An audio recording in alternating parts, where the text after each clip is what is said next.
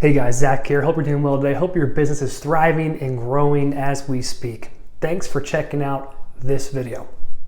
In today's video, I want to talk about when you're first starting out a virtual tour business from scratch, from nothing.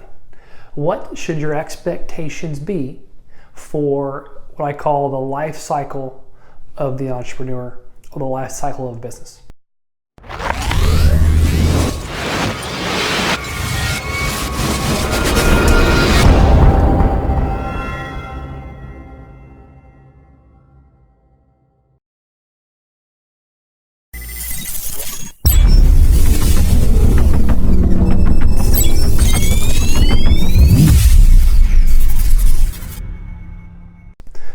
So number one, it's coming in order, and this is important, and I'm going to explain why here in a little while. But number one, first thing you need to do, you're just starting off. You don't need to go buy a camera. You don't need to even buy hosting on Cloud Piano. What you need to do, number one, you need to pick a niche. Okay, I have a list of over 70 niches. There's probably hundreds of them to choose from. But you need to pick one niche. And you said take your brain and your focus on that one niche. Why do I always say that? It's because if you take your approach and you go about it in a very, I almost want to say systematic way, but more of a sequential way, once you go about that process with niche number one, niche number 2 and 3 and 4 and 5 become much easier because you know the process. Okay, and they will vary at certain steps of these dominoes I'm mentioning. Okay, so first thing you do if you're just getting started is pick a niche. Most folks want to pick real estate agents. I don't know why. They're usually the least qualified. Every once in a while they're qualified, but if in real estate, it's it's a ebb and flow business, in that either you're thriving or you're starving. Those are not your characteristics of a good business for this type of service when it comes to virtual tours. It's the guys who make money every month in almost a boring way, but they make a lot of it. Those are the ones that are actually more qualified. So for example, a storage unit, there's lots of mini storages, there's lots of RV and boat storage, especially in Houston, Texas. Those types of that type of niche is much more qualified. And the reason why you want to pick one is because my message will match that niche, and I'll figure out what their specific problem is, what the value is, and what the ROI is very fast, and it becomes part of that breadth. Like for example, a fitness or a gym studio. Well, studios are a big deal now, right? You see them all over the place. My brother-in-law owns one. He bought a franchise, right? They're exploding everywhere. People are paying $180 to $225 a month to join these studios.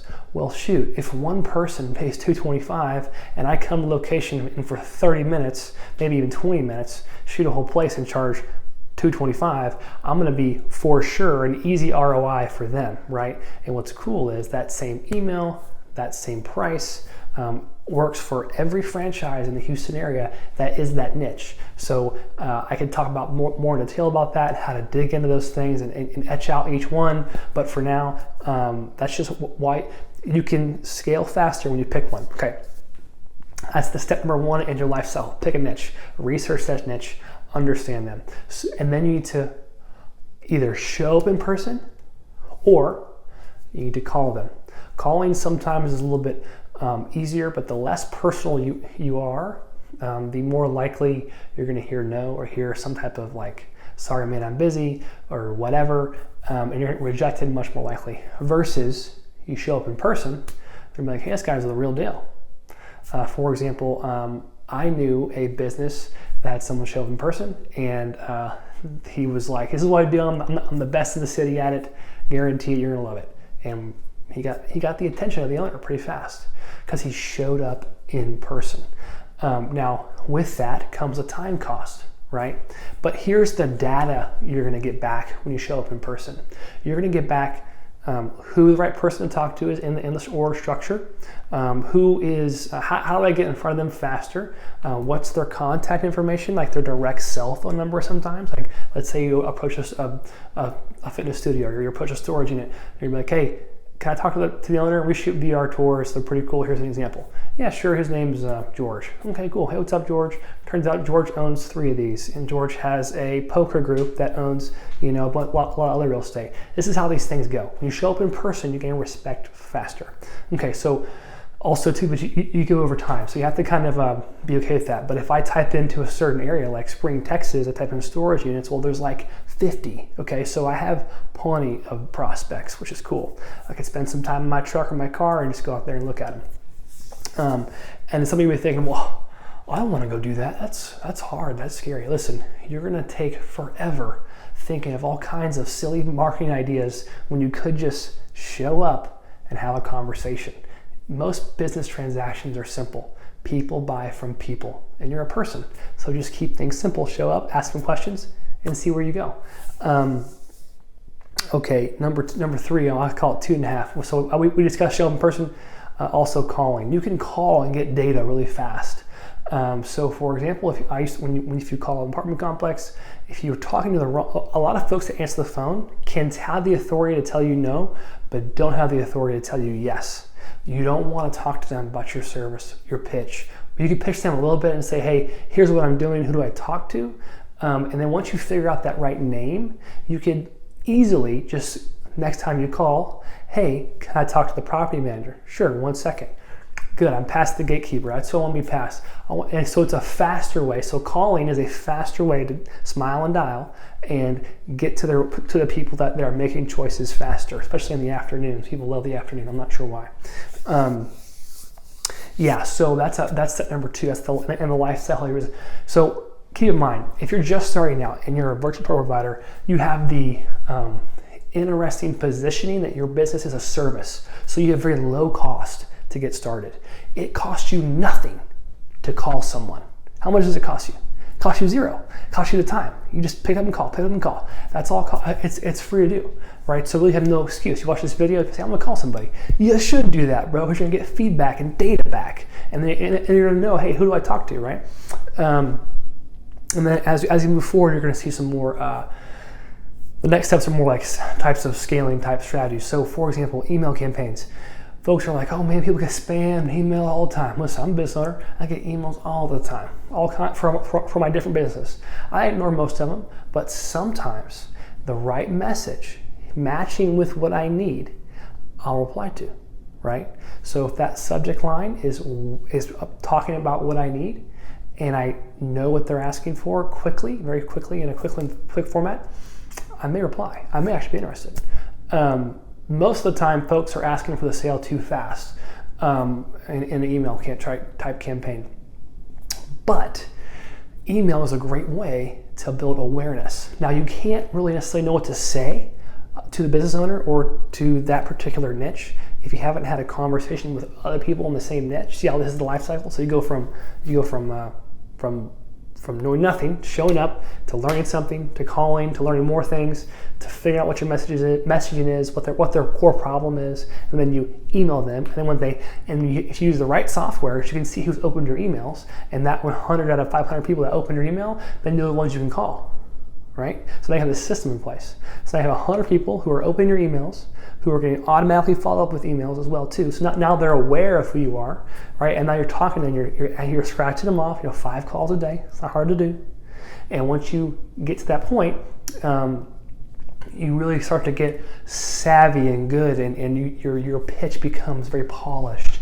And as you hear no, you don't even hear no anymore. You just hear like maybe all in your head, right? You become a hardened salesman. That's what you should be doing as a CEO, right? And then that's when you start hiring people to shoot the virtual tours for you. As you start, it becomes this fun like challenge every day. You start to enjoy it. At first, it can be painful. I totally get that. So then we have email, because we have show up in person, call, email campaigns.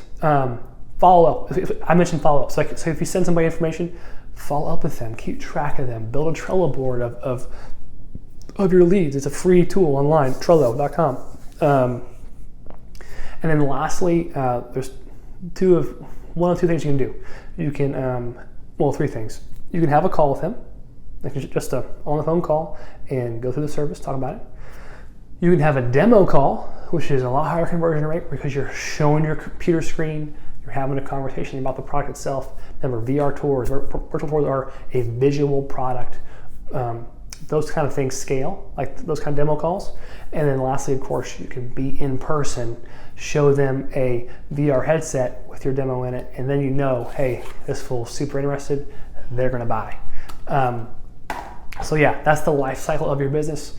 You need to start off doing the things that don't scale, and that's okay. And actually, I guess lastly, the more advanced stuff and the more expensive stuff we can discuss later is the inbound strategy. So you have all your messaging in place, you've done all your outbound stuff, and your website has tons of testimonials on it. You are like ready to scale. Now it's time to go buy up pay-per-click advertising, go even run some Facebook campaigns if you want to. It's at that point you start investing in inbound marketing. You don't do it early on. That's the wrong time because you're gonna lose faith really quickly if you start just buy up PPC campaigns. You have no idea if the customer's qualified. Are you saying the right terminology? Are you sounding foolish? You don't want. That's a very important lesson. Do not buy up marketing inbound advertising until later on when you've figured out all your messaging, you have a website ripe and full of testimonials and good experiences, and your business is ready for it. You have some cash reserves saved up to be able to invest in those things. You have people you can source and help you with a lot of people coming into your world. That's my opinion. That's the lifestyle of any startup business, especially local VR tours. Keep hustling, keep doing your thing. As you have questions, make sure you join our Virtual Tour Profit community on Facebook. It's a Facebook group. Join it. You can totally free to join that group. And of course, below this video is a free gift to you. Typically, it's either going to be a cool pricing guide or the top 5 niches that you need to target in your virtual tour business. And of course, if you're a Cloud Panel Pro Plus member, you get exclusive access to a lot of other cool stuff. And of course, you can build your whole entire business on the platform. So we're excited to have you. Thanks for watching this video, and I'll see you on the other side.